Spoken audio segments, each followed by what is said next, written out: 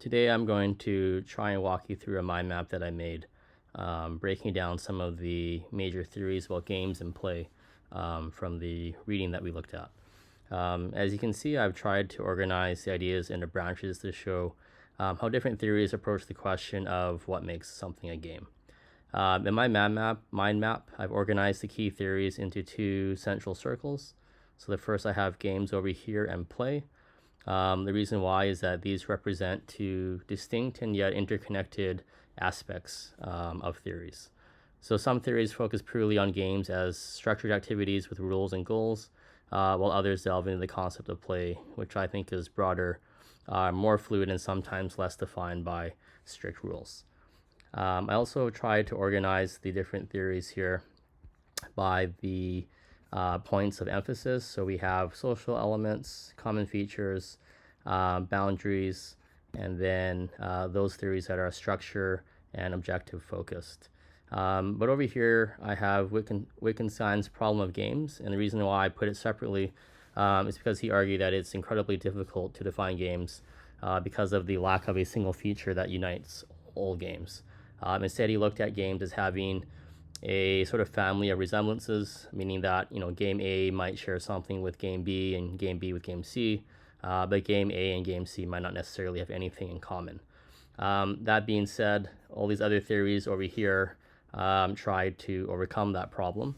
And so, for example, this subgroup over here that I have of structure and objective focus theories try to look at aspects such as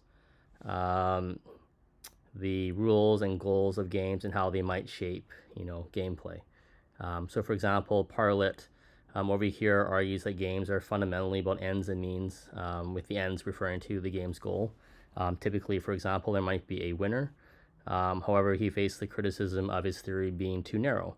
For example, what about exploration games where there might not be any clear winner? That's a common theme with these other theories as well too. For example, Eggenfeldt, Nielsen, Smith, and Tosca also took a sort of functional approach with their theory, looking at different genres based on the objectives that these games might have had. So, for example, action games might emphasize motor skills and eye-hand coordination, such as with a game like Dance Dance Revolution, where you need that sort of coordination to be successful in the game. On the other hand, we have theories over here that might focus more on the social elements. For example, Herbert Mead over here suggests that play is formative in identity development. And in his view, children learn social roles through play, understanding how to interact with others, and by doing so, they sort of master social norms. So it's this focus really on cultural expression and player control as well that we can see with Henry Jenkins.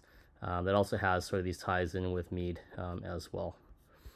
And then moving on, we have other types of theories that focus on the common features of games. So, for example, Crawford tried to organize games based on those that emphasize interaction, representation, safety, and conflict, whereas Calois, his theory tried to focus more on different sorts of categories. For example, he had one called Vertigo, where he looked at games that focus on building pleasure and excitement with players. So, for example, like racing games. He also looked at competition games where skill determines success as well. Now you might see I have some solid lines and dotted lines.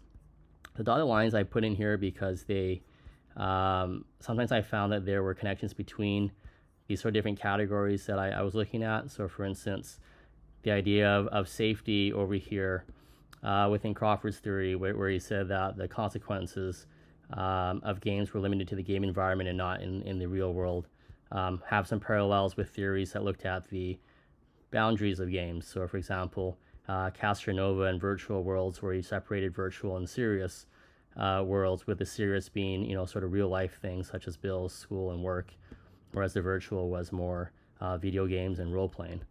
And that's sort of similar to the concept of a magic circle as well, where there are boundaries between real and game worlds. Okay, so basically through this mind map, I was trying to look and see how theories about games can cover a broad range of ideas, and we can see that while there are common themes between them, there are also some very distinct theories as well. which make this a very difficult question to answer of what exactly makes a game a game.